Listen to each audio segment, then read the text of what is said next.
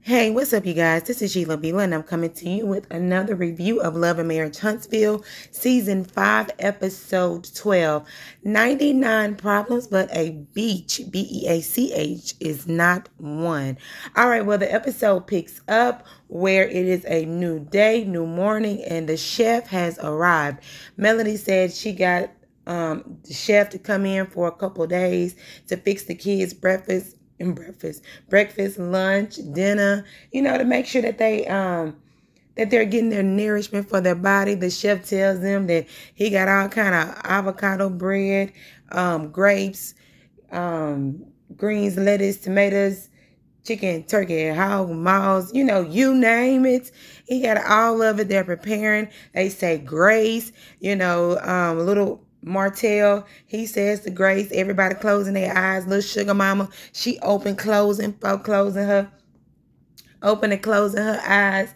Little boss baby, she over there, one eye open, looking at the little Martell say to Grace, everybody happy, everybody proud. Then they sit down and go eat, and then they're reminiscing. What are your favorite parts about coming to the beach? Because as they stated over and over, their normal family vacation is going to destin together. And they're reminiscing about, our favorite time is when my daddy wears shorts, when we went bike riding, or, when we went to the beach. And everybody's just going around, and Martell, he lays it all out. He was like, yeah, I was looking at pictures the other day in his phone when the video of them going bike riding. They have this whole, flashback of the video when they were bike riding, and, everybody is just excited. And then Martell says, well, he talked to Marceau and the Scotts are coming by. And Melody like, what? The Scotts?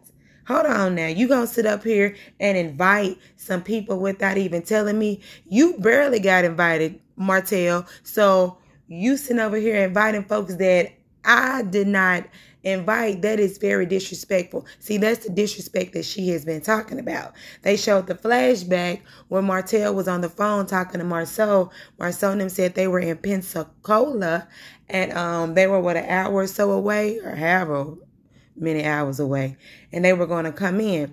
And Martell tried to, flash back to the future, present time.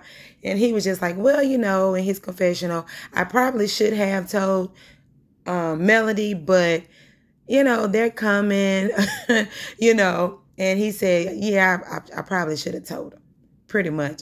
And Melody saying, so when are they supposed to be here? He said, about 45 minutes. And they brought up the whole boat ride. They were supposed to be doing a boat ride.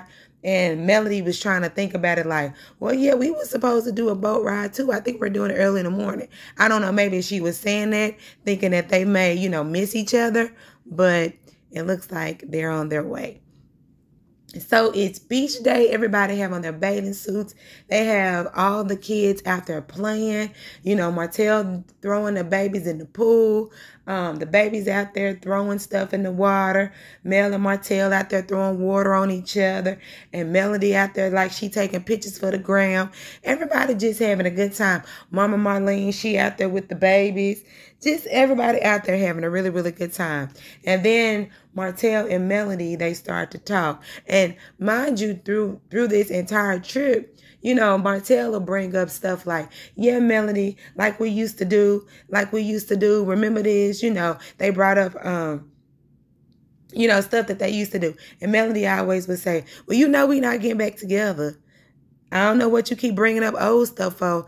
Don't be bringing up all these pictures. Don't trying to make me feel nostalgic. Nostalgia is not in the vocabulary or in the brain right now. Because he started coming over there showing her pictures. See this back in 2019 when we was out riding the bikes. Remember this back in 2014 when we was having the barbecues.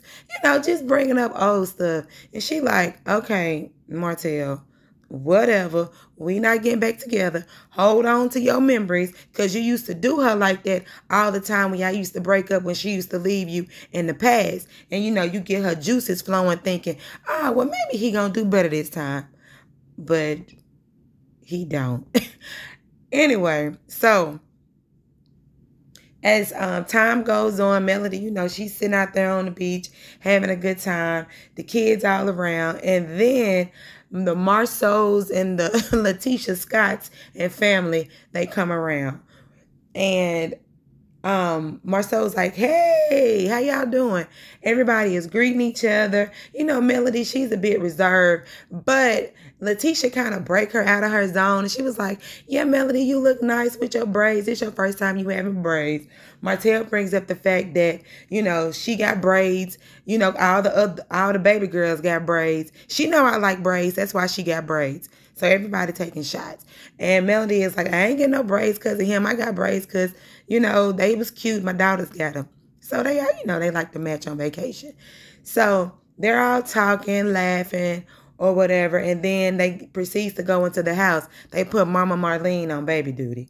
She said, I got this, I got my wine. I got this, whatever she got, her drink or whatever. So she having a good time. They go ahead and go into the house. So while they're in the house, Melody, she kind of reserved a little bit. She over there cutting up watermelon, eating it, just trying to kind of be back in the background or whatever. But they're sitting down talking. Letitia and Marceau, they're saying, oh, well, this is nice that y'all got together. She's bringing up the fact that, this is growth. I didn't think that well, she didn't say she didn't think that they'd be able to do it, but they're just saying that she's commending them and how they're together on vacation. The kids are enjoying it. They were talking about their boat ride that they took, just kind of talking a little bit. But they would say little things like, it reminds them of the old Holtz, or this, they got Mama Marlene out here. This is how you used to be. And those are like, I guess, trigger words. Like, I don't think that they said that they may get back together, but it was just little words that they would say. And it'll make Melody feel a type of way. And Martell, he'll just kind of be smiling like, well, yeah, we out here having fun. They say it's for the kids, but I'm here too. I'm having fun myself too. And then they start talking about riding the go-karts, right? And then they said, oh, so who was driving the bike? The go-karts. Lil Martell, he can drive? Yeah, he can drive. And then they start off saying stuff like, so who drives the best? And they were not talking. They just kind of like started pointing fingers at each other.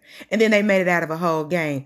Well, since y'all want to sit up here and point fingers, how about y'all turn yourself back to back? And then, we ask y'all questions. If y'all say trigger words, it's going to be a big X. So they sit down and it says the no longer newlywed game. I thought this was really fun. It was a real icebreaker. And actually, it was really, really good to see them just having fun, just having fun and not being so uptight about everything. So they're sitting down, they're asking the questions about, who drives better, who's the better cook.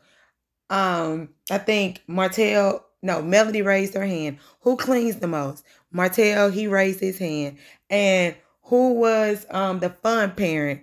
They was like, nobody really answered the question. So they kind of was looking at each other like, who said it? Who said it? Neither one of them really said it. And there was another one was like, who loves the hardest? Melody was like, I really don't know. Martell, he raised his hand. So that was pretty fun. And, I guess they only got 3 right out of 5 or however.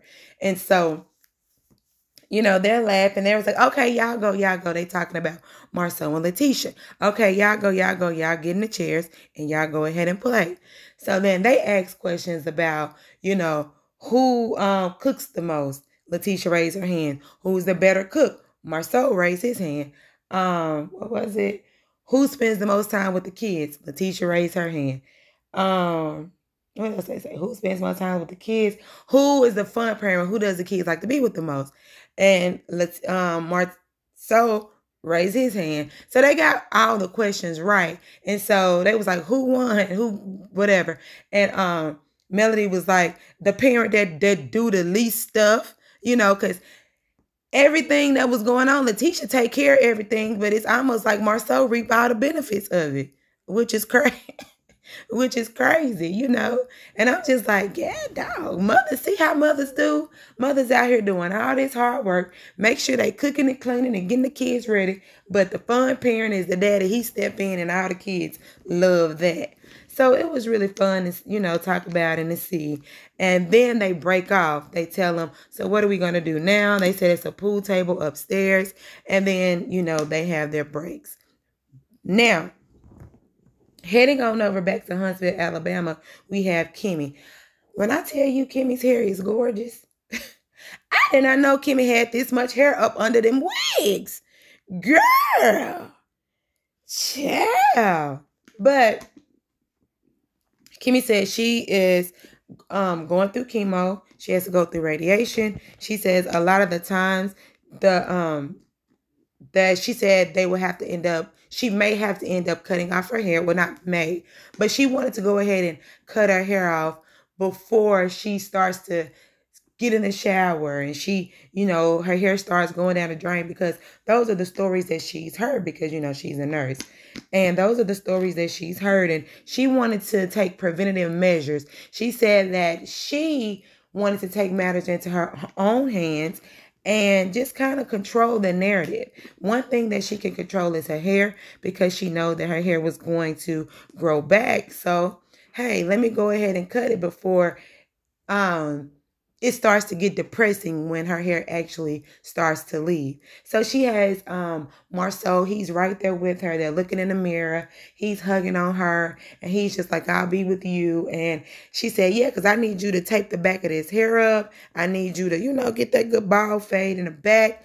And she calls her friends over. And her friend, one is one of the ones that cuts her, that does her hair. And the other one is just a support system. And then you have Maurice. So one of the friends, they're just going to, she's cutting her hair to put them in the little bundles, because they're going to make a wig out of her hair. And they get to cut it to where it's all gone. And she's getting emotional because she's like, oh my God, it's done. So Maurice comes through. He cuts up the back of her hair and she tells a story about how they met. She stalked him on Instagram because he was a barber at first. And, you know, she used him to cut her son's hair. She was like, hey, I got a son. Can you cut his hair? And that's what a lot of women do. These barbers out here, they make a whole lot of money off of single parents. Trust me, I know. Because when before I got married, I used to holler at a little barber or whatever. And I used to take him to go cut my kid hair or whatever. But, you know, that was back in the day. It is what it is. And he knew it too. But anyway, so she, you know, reached out, cut his hair. He said, I did not know that he was, Maurice said he did not know that he was going there for an interrogation. And if he would have known that one moment would spark the days ahead of his life, I mean, I guess he didn't regret it. Then they started having a whole montage of when they got playing basketball, their wedding day, them dating and all that stuff. And that was really happy to see. And whatever. So she sits down, she gets her hair out, cut off. Maurice, he cuts it. And this is the finished product. When I tell you, Kimmy, those curls were juicy and voluptuous curls, child. They put some good juices and berries on that thing. And them things was, yes, they was cute. And so, you know, she put a little makeup, earrings, all of that. And then she looks at herself in the mirror for the first time. She gets emotional because it is an emotional event. You had all this hair, but she says, like Maurice says, she's not defined by her hair. She's not defined by her beauty. She's not defined by her youthful look. She's not defined by any of that. She is defined by Kimmy and this beautiful spirit that she has, which I agree. And then they ended where it began, where they were looking in the mirror with her with all this beautiful hair. And they're still ending it. We're looking in the mirror with her and Maurice, you know, with still her beautiful hair is just cut short. And I thought this was a very beautiful scene. So back in Destin, Florida, you have Martell. That's my dog, child. He walked like he got on tapping shoes. or is it my hardwood floors? But anyway, he just, oh, back to, sorry. But anyway, so you have Martell and Marceau. So they're upstairs, like, Melody said, the pool table. So they're upstairs playing pool. And it's almost like they're getting interviewed. When I was looking at this whole thing, I was like, damn, they getting interviewed? So I'm just going to, because I know it was a lot of split scenes back and forth. So I'm just going to talk about everything that happened and between Martell and Marceau, and then I'm just going to talk about everything that happened with Letitia and Melody instead of going back and forth, back and forth. All right, so they originally start off talking about Marceau was asking Martell, wow, you all are here. How did y'all get here? And Martell was just saying, I'm just happy. This is something that we used to do. We got to reminiscing about old times. And he says, so where does this leave you and Mel? Do you think this is going to spark something in the future, or what is it going to do? And Martell is just like, he really doesn't know what is going to spark. He's just hoping that they can just pretty much be in this space, because Marceau also says he's just very happy that they're in this space, because a year ago they were at odds. They showed the flashback of Marceau grabbing Martell out of the room after Martell was telling Melody she was a side chick twice and all of this stuff. I ain't want no side chick, all of that, to where they are on vacation together. And Martell says, they had to have space. Melody needed her space. I needed my space. We had to have time to get in a better place with each other. And Martell, he understood that. And then they brought up the whole thing with the kids. How do you feel about that? Do the kids think that, y'all going to get back together, or what are you going to do? And he said, Martell said, we're just going to explain it to the kids as it comes. As questions come, they're going to try to tackle it as they come. They're not going to give the kids false hope. They're just going to say, it is what it is. And he said the kids just want to see them happy. It was just a lot of the main things that they have been talking about. Their kids just want to see them happy. And then Marceau begins to, when they start talking, Marceau asks them, so what are you going to do about them dating and things like that? When Melody starts to date, will you be okay with that? And Martell brings up the fact that he says it was a thought that I had. It just slipped, but I know it's going to come back. Oh, he says, no, I'm gonna say this part first, because it'll lead to the next part. But he says that he hopes that he said he knows that Melanie is going to eventually start dating, and he says that he wants to be in a good place. He knows that Mel makes great decisions, so when the man comes around, he knows that He's just going to pretty much have to deal with it. He know Melody is a good judge of character. She's not going to put anybody just in their kid's life, and if it's going to be something long-term, he wants to meet them, of course. He just want to make sure that everybody's on the same page. Even with him, he wants to make sure that he brings a good stepmom, and Melody would accept the stepmom for who it is, and that they're just be in a place to where they can see each other move on respectfully, and there not be any, chaos when it happens.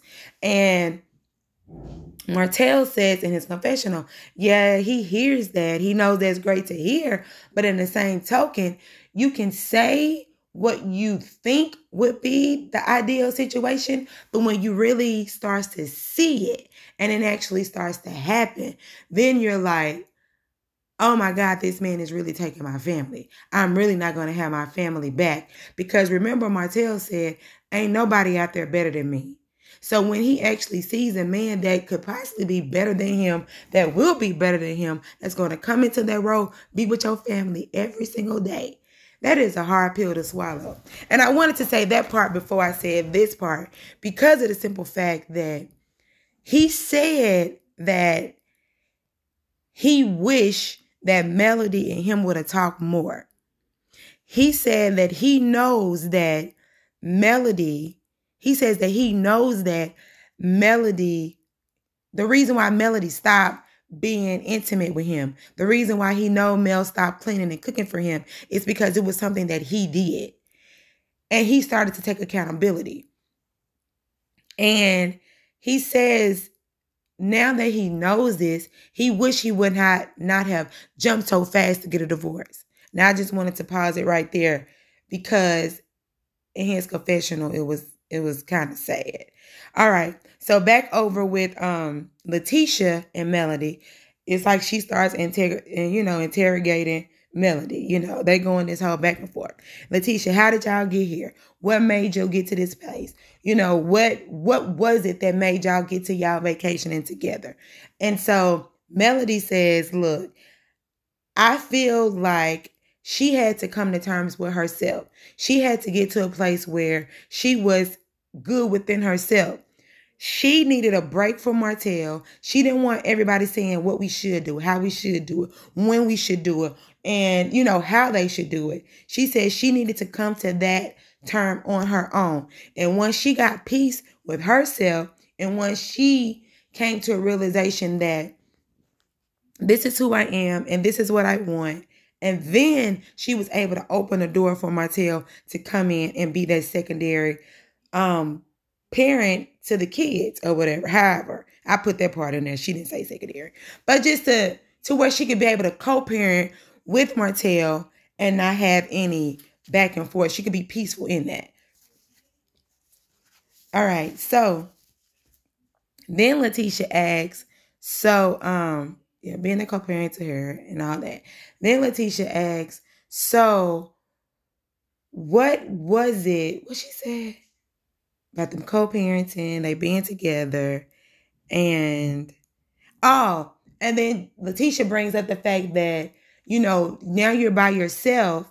How does that feel? From you being in a marriage with Martell and now you're just pretty much doing everything on your own. But anyway, she starts saying something to the effect of, I married Martell at 22 years old. And at that point in time, that was pretty much all that she knew. She said, but when she divorced him and when she got on her own, she learned to be by herself, do things by herself, have that time and space to become her own woman and not having to depend on Martell, so much, pretty much. I'm putting these in my own words. And she just says, like, she had to come, like I said earlier, she had to come into that realization of her home. And then even Letitia is just like, yeah, she married Marceau at 24 years old. And she's never got to that point to where she could really find her place being a woman, that she can pretty much have her place, do her self-care by herself, knowing who she is, knowing how to operate her life outside of Marceau. And mind you, Marceau said he got into a different place when he went to Africa. So I guess he had to leave Tisha to go to Africa to figure out what he was doing. So Letitia, you need to go to Africa and leave your husband Marceau there so you can figure out who you are. Because what's good for the goose should be good for the gander. And also another thing Marceau said in his confessional, that about the whole intimacy thing and all of that stuff. And he brought up the fact that, I guess women don't have the drive like men do. And he don't know what he would do if that happened to Letitia. But anyway, that was neither here nor there, whatever. So back over with Letitia and Melody. But she was just saying, like, she's doing this for the kids. She wants the kids to be in a good place, and she doesn't want Martell to think that they're getting back together. She doesn't want Martell to think that, she doesn't want Martell to have those feelings again, because she said those feelings are locked up, thrown away, and they're done with. Because now that she found out who she is as a person, she can pretty much live her life the way that she can live it and be happy and whole in that.